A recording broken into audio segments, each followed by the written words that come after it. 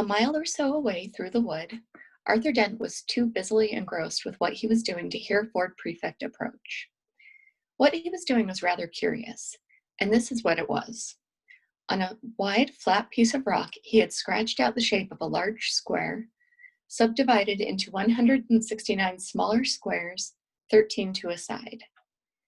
Furthermore, he had collected together a pile of smallish, flattish stones and scratched the shape of a letter onto each. Sitting morosely around the rock were a couple of the surviving local native men, to whom Arthur Dent was trying to introduce the curious concept embodied in these stones. So far, they had not done well. They had attempted to eat some of them, bury others, and throw the rest of them away.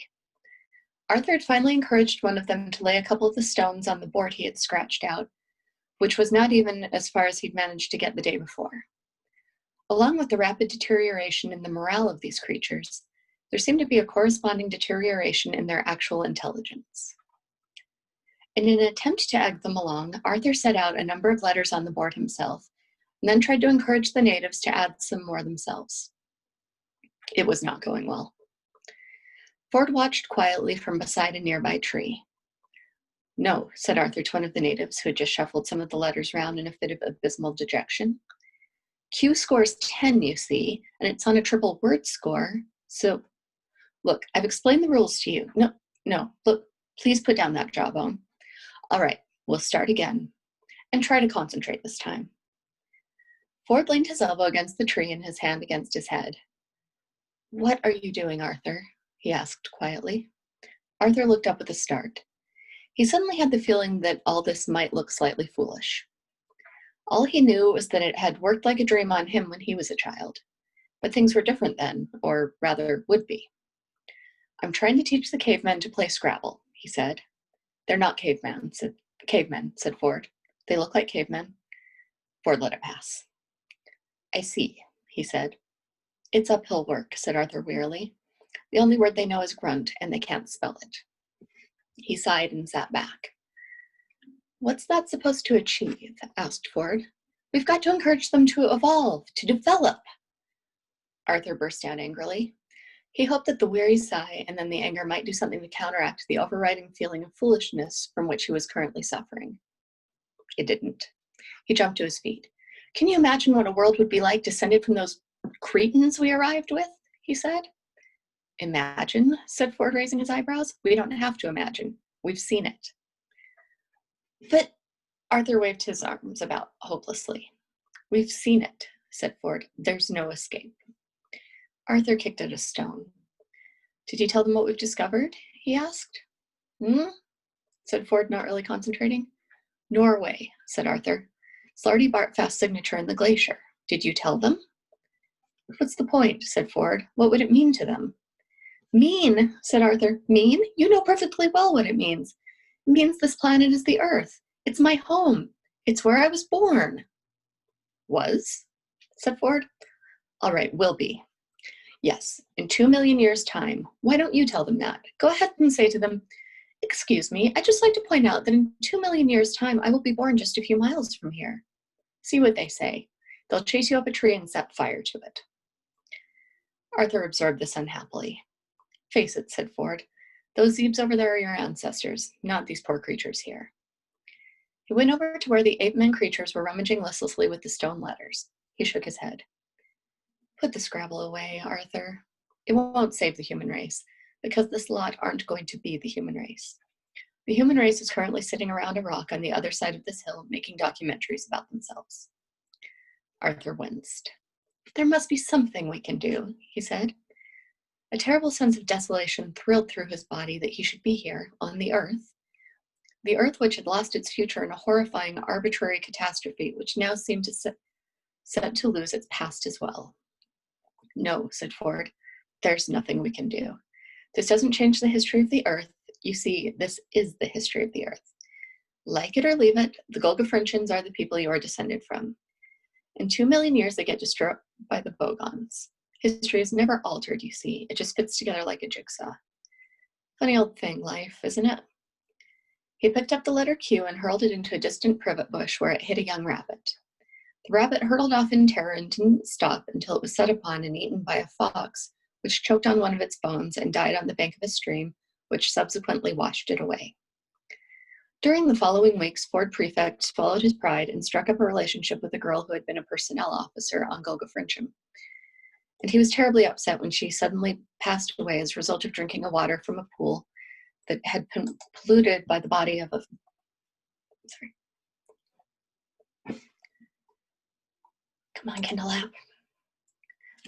been polluted by the body of a dead fox. The only moral it is possible to draw from this story is that one should never throw the letter Q into a privet bush, but unfortunately there are times when it is unavoidable. Like most of the really crucial things in life, this chain of events was completely invisible to Ford Prefect and Arthur Dent. They were looking sadly at one of the natives morosely pushing the other letters around. Poor bloody caveman, said Arthur. They're not, what? Oh, never mind, said Ford. The wretched creature let out a pathetic howling noise and banged on the rock. It's all been a bit of a waste of time for them, hasn't it? Said Arthur. Erg, muttered out the native and banged on the rock again. They've been out-evolved by telephone sanitizers. Erg, insisted the native, continuing to bang on the rock. Why does he keep banging on the rock? Said Arthur. I think he probably wants you to scrabble with him again, said Ford. He's pointing at the letters. Probably spelled Dick again, poor bastard. I keep telling him there's only one G in that. The native banged on the rock again. They looked over his shoulder. Their eyes popped. There among the jumble of letters were 8 that had been laid out in a clear straight line. The words were these. 42. Grr, grr, grr, explained the native. He swept the letters angrily away and went and mooched under a nearby tree with his colleague. Ford and Arthur stared at him. They stared at each other. Did that say what I thought it said? They both said to each other. Yes, they both said. 42, said Arthur. 42, said Ford. Arthur ran over to the 2 natives. What are you trying to tell us? He shouted. What's it supposed to mean? One of them rolled over on the ground, kicked his legs up in the air, rolled over again, and went to sleep. The other bounded up the tree and threw horse chestnuts at Ford Prefect. Whatever it was they had to say, they had already said it. You know what this means, said Ford. Not entirely. 42 is the number Deep Thought gave as being the ultimate answer. Yes. And the Earth is the computer Deep Thought designed and built to calculate the question to the ultimate answer. So we are led to believe, and organic life was part of the computer matrix. If you say so, I do say so. That means that these natives, these ape men, are an integral part of the computer program, and that we and the Golgafrinchans are not. But the cavemen are dying out, and the Golgafrinchans are obviously set to replace them. Exactly. So do you see what this means? What? Cock up, said Ford Prefect. Arthur looked around him. This planet is having a pretty bloody time of it, he said. Ford puzzled for a moment. Still, something must have come out of it, he said, at last, because Marvin said he could see the question printed in your brainwave patterns. But probably the wrong one, or a distortion of the right one. It might give us a clue, though, if we could find it. I don't see how we can, though. They moped about for a bit. Arthur sat on the ground and started pulling up bits of grass, but found that it wasn't an occupation he could get deeply engrossed in. It wasn't the grass he could believe in, and the trees seemed pointless, and the rolling hills seemed to be rolling to nowhere, and the future seemed to be just a tunnel to be crawled through. Ford fiddled with his sub-etha sensomatic. It was silent. He sighed and put it away. Arthur picked up one of the letter stones from his homemade Scrabble set. It was a T. He sighed and put it down again. The letter he just put it down next to was an I. That spelled it. He tossed another couple of letters next to them. They were an S and an H, as it happened. By a curious coincidence, the resulting word perfectly expressed the way Arthur was feeling about things just then. He stared at it for a moment. He hadn't done it deliberately, it was just random chance. His brain got slowly into first gear. Ford, he said suddenly, look, if that question is printed in my brainwave patterns, but I'm not consciously aware of it, it must be somewhere in my unconscious. Yes, I suppose so. There might be a way of bringing that unconscious pattern forward. Oh, yes? Yes, by introducing some random element that can be shaped by that pattern. Like how? Like pulling Scrabble letters out of a bag blindfolded. Ford leaped to his feet. Brilliant, he said. He tugged his towel out of his satchel and with a few deft knots transformed it into a bag. Totally mad, he said. Utter nonsense. But we'll do it because it's brilliant nonsense. Come on, come on. The sun passed respectfully behind a cloud. A few small, sad raindrops fell.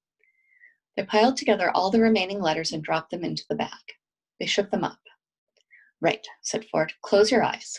Pull them out. Come on, come on, come on. Arthur closed his eyes and plunged his hand into the towel full of stones. He jiggled them about, pulled out 4, and handed them to Ford. Ford laid them along the ground in the order that he got them. W, said Ford. H, A, T. What? He blinked. I think it's working, he said.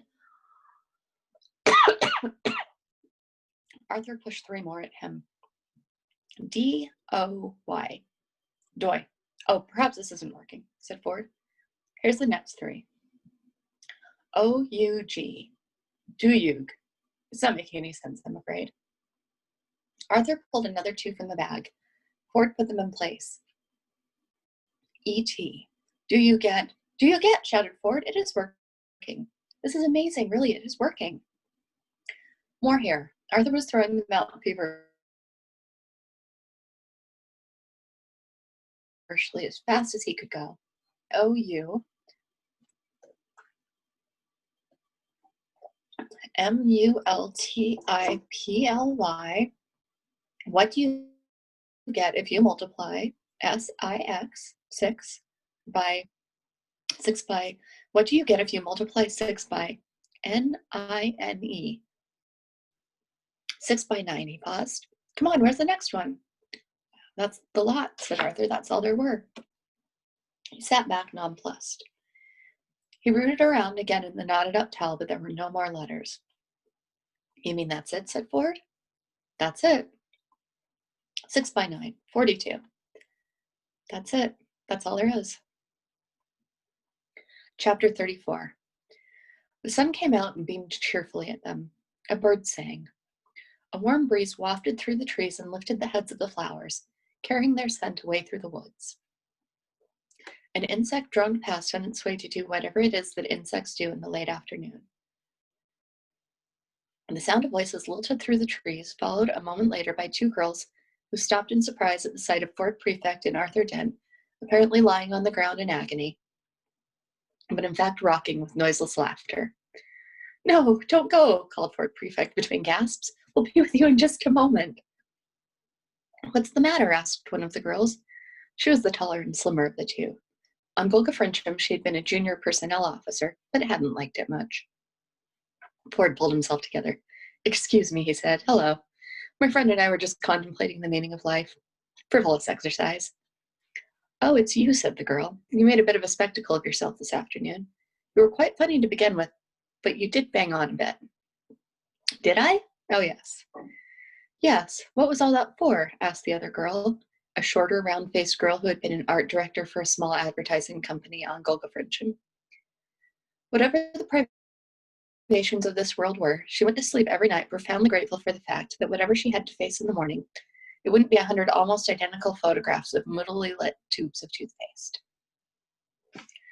For nothing. Nothing's for anything, said Ford Prefect happily. Come and join us. I'm Ford, this is Arthur. We were just about to do nothing at all for a while, but it can wait. The girls looked at them doubtfully. I'm Agda, said the tall one. This is Mella. Hello, Agda. Hello, Mella, said Ford. Do you talk at all? Said Mella to Arthur. Oh, eventually, said Arthur with a smile, but not as much as Ford. Good. There was a slight pause. What did you mean, asked Agda, about only having 2 million years? I couldn't make sense of what you were saying. Oh, that, said Ford. It doesn't matter. It's just that the world gets demolished to make way for a hyperspace bypass, said Arthur with a shrug. But that's 2 million years away, and anyway, it's just Vogons doing what Vogons do. Vogons? Said Mella. Yes, you wouldn't know them. Where'd you get this idea from? It really doesn't matter. It's just like a dream from the past, or the future. Arthur smiled and looked away. Does it worry you that you don't talk any kind of sense? Asked Agda. Listen, forget it, said Ford. Forget all of it. Nothing matters. Look, it's a beautiful day. Enjoy it. The sun, the green of the hills, the river down the valley, the burning trees. Even if it's only a dream, it's a pretty horrible idea, said Mella, destroying the world just to make a bypass. Oh, I've heard of worse, said Ford. I read of one planet off in the seventh dimension that got used as a ball in a game of intergalactic bar billiards. Got potted straight into a black hole. Killed 10 million people. Oh, that's mad, said Mella. Yes, only scored 30 points, too. Agda and Mella exchanged glances. Look, said Agda, there's a party after the committee meeting tonight. You can come along if you'd like. Yeah, okay, said Ford. I'd like to, said Arthur. Many hours later, Arthur and Mella sat and watched the moon rise over the dull red glow of the trees. That story about the world being destroyed, began Mella. In 2 million years, yes. You say it as if you think it's really true. Yes, I think it is. I think I was there. She shook her head in puzzlement. You're very strange, she said. No, I'm very ordinary, said Arthur, but some very strange things have happened to me. You could say I'm more differed from than differing. That other world your friend talked about, the one that got pushed into a black hole. Ah, that I don't know about. Sounds like something from the book. What book? Arthur paused. The Hitchhiker's Guide to the Galaxy, he said at last. What's that? Oh, just something I threw into the river this evening. I don't think I'll be wanting it anymore, said Arthur Dent. And thus ends The Restaurant at the End of the Universe.